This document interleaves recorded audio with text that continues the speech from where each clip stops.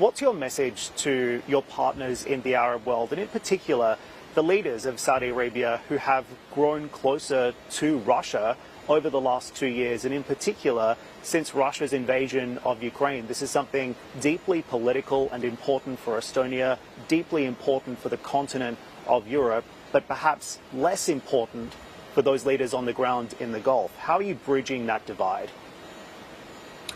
One purpose of my visit there as well is that to explain our positions. We are very close to Russia. We see very closely from the east side of Europe what is happening. And of course, the Russian aggression against Ukraine, unfortunately, it's not going to finish. Putin doesn't want to have any kind of peace. But the most important is that we are understanding the same principles of international law. We are understanding the same principle of territorial integrity. And aggression against Ukraine is not the only conflict that we see. We have been and we will discuss a lot about the Israel-Gaza conflict. We have a New York General Assembly week ahead. Estonia is joining as well with the declaration of the two states. So these are the topics which are connecting us, and we understand that humanitarian catastrophe in Gaza. This is really, really awful. So we need to deal together with these momentums. And I say as well, from the experience, that be careful to make any kind of business with Russia, because our companies from the past, we have lost a lot of money because there is no business. Everything is guided by the Putin. And I just warn that be careful with Russia.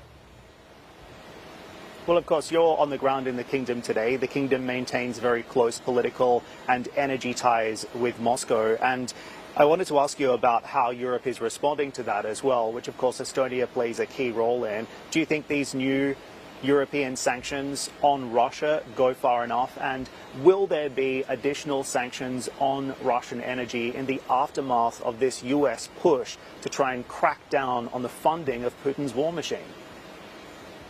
Yes, indeed.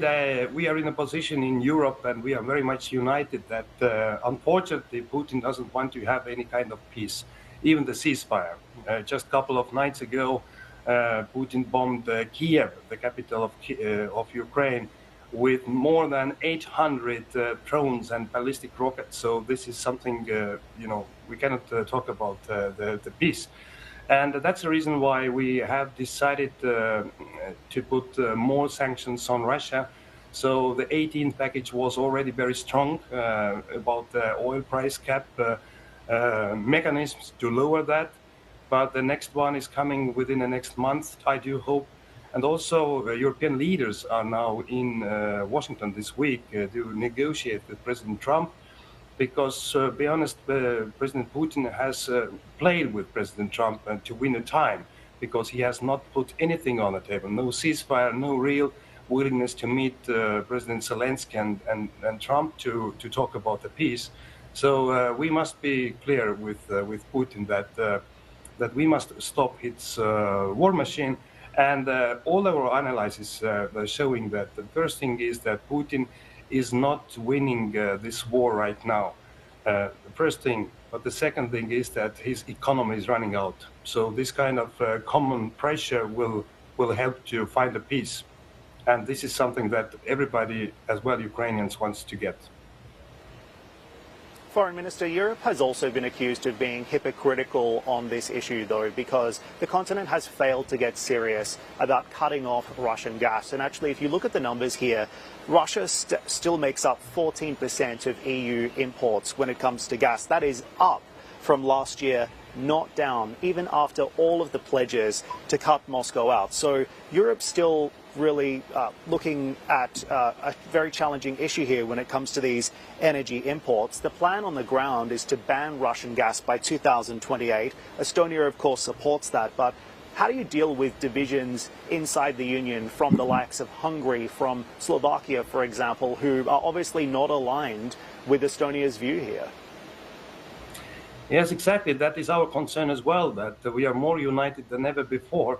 But still, Europe is buying a lot of energy carriers from Russia.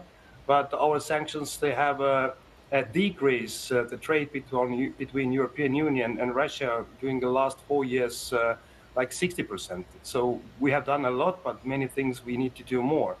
But as a goal to reach and to cut totally the oil and gas export or import from Russia for 2027 is set. So we do hope that we will find this way. Estonia has already cut totally the import from Russia already 22, and we see it is doable. And that's one reason as well I'm here, because we need LNG. We need this kind of partnership as well from this region. So, but we need to stop the Russian war machine. But many things we need to do more in European Union. We have 27 countries, and you're right, Hungary and some others, they are hesitating is maybe the decent word, but they're collaborating with Russia, and it's hard to find consensus. But there are many decisions we can do without consensus, as well as tariffs policy. European Union is one of the strongest economical region in the world, so I think that our word is counting.